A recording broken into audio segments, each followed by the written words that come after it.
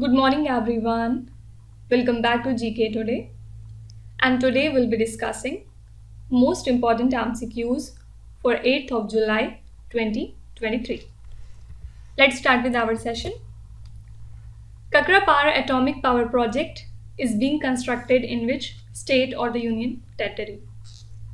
So India's first domestically developed 700 megawatt nuclear power reactor, which is located at the Kakrapar Atomic Power Project in Gujarat, has commenced commercial operations recently, and the Nuclear Power Corporation of India Limited is building two 700 megawatt pressurized heavy water reactors at Kakrapar, which is also home to two of the 220 megawatt power plants. Okay, so this power project lies in the state of Gujarat. Now let's talk about few important thermal power plants in India. First of all, what are the thermal power plants? So they are the power stations that generate electricity from heat. Okay, and thermal power plants use different sources of energy to produce heat like coal, oil, natural gas, and further geothermal sources. Okay, so there are different type of thermal power plants in India. For example, the first state here is Maharashtra. Maharashtra has many thermal power plants like Paras thermal power plant. Then there is Nashik thermal power station. After that, Bhusawal is very important. Bhusawal thermal power station. The next is Wardha thermal power station. After that, there is Uran, and then Dahanu and Trombe. These are some of the important thermal power stations of Maharashtra. Second state is Tamil Nadu, and Tamil Nadu has like Neyveli thermal power plant. Then there is Mittur thermal power station. Next is Vallur thermal power plant. Another is Annur thermal power station, and one more is Mettur thermal power station. The third name is Uttar Pradesh, and Uttar Pradesh has Dadri thermal power plant. Next is Rihand thermal power plant. After that, another is Indira Gandhi thermal power plant, Obra. Next is Panki. After that, another is Anpara. Okay. And if you talk about the state Andhra Pradesh, it has an important power plant named as Vijayawada thermal power station. Okay. Next one is Simhadri. Then another is Kotha Gudem. Fine. Then Karnataka has different thermal stations like Udupi. Another is Raichur. The next is Bellari, etc. Then Bokaro thermal power plant lies in the state of Jharkhand. After that, Talcher is very important. Talcher thermal power station, and it lies in the state of Odisha. Okay. Then Madhya Pradesh has many of the power plants like Satpura thermal power station. Next is Sanjay Gandhi power plant. Another one is Betul thermal power plant. Then another is Harda. After that, Amarkantak, etc. These are some of the important thermal power plants of India. Why thermal power plants are important? Because they are an important part of the Indian economy, and they provide a steady stream of electricity which is necessary for different work like powering the homes, business, and industries. So that's why they are extremely important. Fine. Moving on to the next question. Ministry of Defence entered into a contract with which company for medium refit with life certification of Ines Shankush? So the Ministry of Defence has recently entered into a contract with Mazagon Dock Shipbuilders Limited in Mumbai for the medium refit with life certification of the subsurface killer class submarine named as Ines Shankush. And the overall cost of the project amounts to 2,725 crore rupees, and this is the second HDW class submarine that will undergo this medium refit with life certification with upgrade of the first one. So currently it is in progress and it is to be completed by the month of August 2023. Right? So that's why Ministry of Defence has partnered with Mazagon Dock Shipbuilders Limited. Now apart from it, Which union ministry has recently launched the Tomato Grand Challenge Hackathon? So this is Department of Consumer Affairs, and they have announced the Tomato Grand Challenge Hackathon to invite innovative ideas at various levels of the tomato value chain to ensure availability of tomato to the customers at affordable prices, and also to help the tomato farmers get value for the produce. And this hackathon has been formulated by the Department of Consumer Affairs in collaboration with Ministry of Education by its innovation cell. Okay, so here correct answer would be Ministry of Consumer Affairs. Then apart from it, which union ministry has announced a project to install the transponders in sea vessels? First of all, what are these transponders? They are wireless tracking devices that function by utilizing radio frequencies. And the National Rollout Project for Vessel Communication and Support System, which includes the installation of the transponders, has been granted approval by the central government recently. So this initiative aims to equip around 1 lakh of fishing vessels across the coastal states and the Union Territories of India. Okay. Simply you can be asked that which ministry has announced a project to install these transponders in the sea vessels. Answer would be Ministry of Fisheries, Animal Husbandry and Dairying. And you have to tell me who is our minister for this ministry. Please write your answer in the comment section. Next question is, National Space Mission for Earth Observation is associated with which country? So due to budget constraints, Australia was forced to abandon National Space Mission for Earth Observation, and the main goal of the program was to develop, build and operate a set of 4 satellites which are scheduled for the launch between 2028 and 2033 with the purpose of collecting crucial Earth observation data. Okay, so this National Space Mission for Earth Observation is associated with the country Australia. Also, don't forget that India has been removed from United Nations Secretary General's report on impact of armed conflict on children. Okay, and who is our Secretary General of United Nations? This is Antonio Guterres. The second news is about new Prime Minister of Greece, and recently Mr. Kyriakos Mitsotakis has been appointed as the new Prime Minister of Greece. The third news is about Finland. Finland has recently appointed its new Prime Minister, and who is it? Mr. Petri Orpo. Also, Finland is the 31st country to join NATO. Okay. Also, don't forget that recently Iran has become the full member of Shanghai Cooperation Organization. And who's the current president of Iran? This is Ibrahim Raisi. And talking about Shanghai Cooperation Organization, it was founded in the year 2001, and India has joined this organization in the year 2017. Fine. Next question is, Subansiri Lower Hydroelectric Project has been built in which Indian states? So NHPC Limited has successfully concluded the construction of the dam for the Subansiri Lower Hydroelectric Project, and it has a capacity of 2000 megawatts, and it is situated in both the states of Arunachal Pradesh and Assam. Okay, answer would be option number A. Now if we talk about few state related current affairs, the first scheme here is Annabhagya scheme. So Annabhagya scheme was in news these days, and it is a scheme of Karnataka state.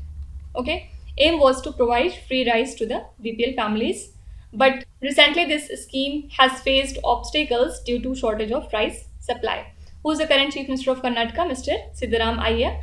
And who is the Deputy Chief Minister of Karnataka? It is DK Shiv Kumar. Okay. Second scheme is Nand Baba Milk Mission Scheme, and this is the initiative of Uttar Pradesh government. Basic aim is to empower the milk producers in the state by establishing dairy cooperative societies. Also, don't forget that Uttar Pradesh has decided to now call the prisons as the reform homes. Okay. Then the third news is about Namo Shetkari Maha Samman Yojana, and this is the scheme of Maharashtra government, and basic aim is to provide support to the farmers in the state. The fourth scheme is Mukhyamantri Sikho Kamau Yojana, and this is the initiative of Madhya Pradesh state. Fine. Next question is, Durand Cup, which was seen in the news recently, is associated with which sport? So the trophy tour for the 132nd edition of the Durand Cup, which is India's oldest football tournament, was officially launched recently, and this tournament is scheduled to take place in Kolkata from 3rd of August to 3rd of September 2023. And in this edition, 24 teams will participate in this tournament, and the teams of Nepal, Bhutan and Bangladesh are also taking part in the tournament after a gap of 27 years. Fine. So Durand Cup is associated with football, and now it is scheduled to take place in the month of August and September. Fine. Here, if we talk about Asian Kabaddi Championship 2023. So this championship was won by the country India, and India has defeated Iran to win it. Okay. Second championship is the FIFA Under-20 World Cup 2023. And in this, winner was Uruguay. Uruguay has beaten the country Italy to win this championship. Fine. And the third one is the French Open. The winner of French Open is Novak Djokovic, and he has defeated Casper Ruud. Novak Djokovic is from the country Serbia, and Casper Ruud is from Norway. The fourth news is about World Squash Championship, and the winner of this championship is Egypt. Egypt has defeated the country Malaysia. Okay. Also, don't forget that the venue of this championship was India, and at third position, two countries were there together, India and Japan. Fine. Next question is, which institution developed the light combat aircraft Tejas? This is an important question. And Indian Air Force is celebrating the 7th anniversary of the indigenous light combat aircraft Tejas on 1st of July 2023. Tejas was named in the year 2003, and this aircraft is a versatile platform which is renowned for its exceptional capabilities within its category. And it was designed by the Defense Research and Development Organization. And this multi-role Tejas fighter can perform the roles of air defense, maritime reconnaissance and strike, switching between the roles with the press of a button. Okay. Simply, which institution has developed this light combat aircraft Tejas? Answer would be DRDO. Then apart from it, which institution has issued the guidelines on information security practices for the government entities for safe and trusted internet? So this is CERT in. Okay. So they have issued these guidelines on information security practices for the government entities for a safe and trusted internet, and the guidelines serve as a roadmap for both government entities and the industry, facilitating the establishment of a secure and trusted cyberspace. Okay. Now, apart from it, the Global Biodiversity Framework Fund is associated with which institution? So the governing board of the 64th Global Environment Facility has given the green light for the creation of Global Biodiversity Framework Fund, and this fund will actually help with the implementation of the Kunming-Montreal Global Biodiversity Framework, which was reached in December 2022 during the Convention on Biological Diversity COP15 Summit in Montreal. Okay. So here correct answer would be Global Environment Facility. Next question is, the lowest geoid anomaly on Earth has been identified in which particular ocean? So the researchers from Indian Institute of Science, Bangalore, have identified the cause of an over 3 million square kilometers wide gravity hole in the Indian Ocean, and it is here that the Earth's gravitational pull is at its weakest. So as a result, the sea level is 100 meters lower than the global average. And the Indian Ocean Geoid Law represents the most prominent gravitational anomaly on Earth. Okay, so this is the Indian Ocean. Now, can you tell me, as per recent research, ornithine transcarbamylase deficiency is triggered by which particular product? So this deficiency is a rare genetic disease that causes ammonia to build up in the blood, and it is more common in boys than girls, and it tends to be more severe when symptoms emerge shortly after birth. And now research has been found that protein drinks have the potential to trigger this disease. Okay, so that's why this disease was in news, and you can be asked this question in science and technology category. Second question is about Muzumpo Trading Center. Can you tell me this is associated with which particular country? So it is a government-backed depot in Democratic Republic of Congo that was set up to prevent rigging of the purity reading of illegally mined ore that was brought in by the informal miners. And this initiative aims to eliminate intermediary mercenaries by providing testing and storage services for ore on behalf of the miners. Okay, so Muzumpo Trading Center is associated with the Democratic Republic of Congo. Then apart from it, which organization has released the ozone UV bulletin recently? So after a gap of 7 years, the World Meteorological Organization has reintroduced this ozone UV bulletin, which actually demonstrates the consistent recuperation of the ozone layer.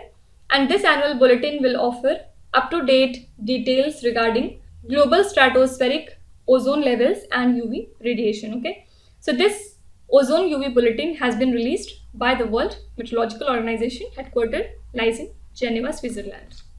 Next question is, which neighboring country of India recently enacted a new foreign relations law?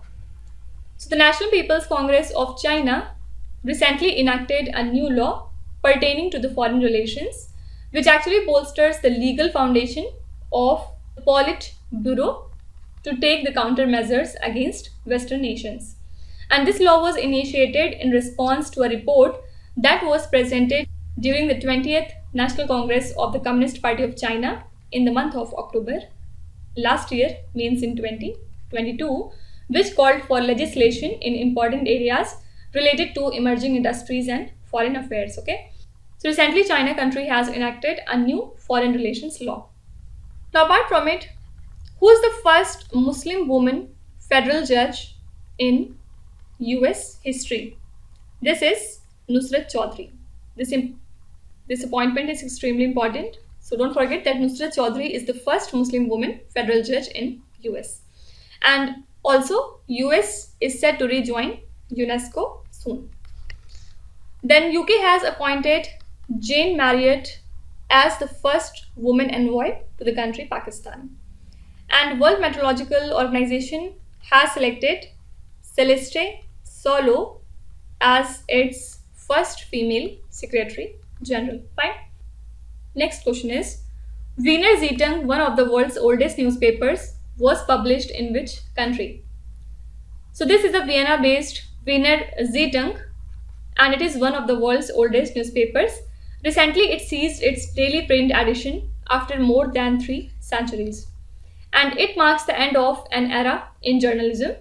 And the final front page of the newspaper paid tribute to its remarkable legacy that highlights 320 years of publication encompassing multiple presidents, emperors, and republics. Okay, so this is one of the world's oldest newspaper, and it was published in the country Austria. Now can you tell me, Ashoka Trust for Research in Ecology and the Environment, also known as ATRI, is based in which Indian city?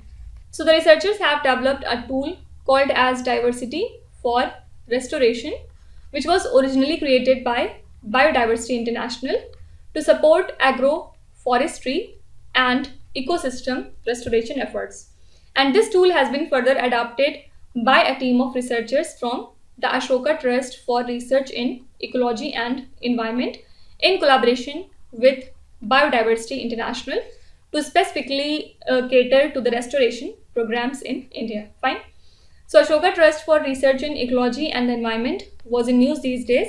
So you can be asked that it is based in which Indian city? Answer would be Bangalore. Fine.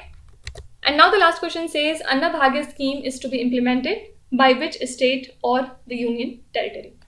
So the Karnataka government intends to implement the Anna Bhagya initiative, which seeks to offer 5 kgs of rice to each member of the BPL household. But due to inadequate rice availability, the government has opted to deposit the funds into the beneficiaries' bank accounts instead. Okay, so this scheme is implemented by the state of Karnataka. Now, can you tell me the Aleph Armada Model 0, which is a car that can be flown in air or driven on road, was approved in which country? So this is a car that can be flown in the air or driven on the road. And recently it received a special airworthiness certification from the US Federal Aviation Administration. And talking about Aleph Aeronautics, it is a Californian company that builds a flying electric car. And this certification means the company will now be allowed to perform the road test or the air test of this car. Okay. So recently this car has been approved in the country US. So these are the most important current affairs and the news from today. And now let's start with today's quiz. Here on the slide you can see 5 questions which have been taken from the past 2-3 days current affairs. Pause the video and try to solve each of these questions, and at the end of the lecture do not forget to share your scores in the comment section. So please be honest and do not cheat with yourself. So that's it for today. I hope you have liked the session. These were the important news and events from today, and we will meet again tomorrow with some more important current affairs. Till then, stay tuned. Thank you so much for watching, and please do not forget to subscribe to GK Today. With this, Minu Zahadsana signing off.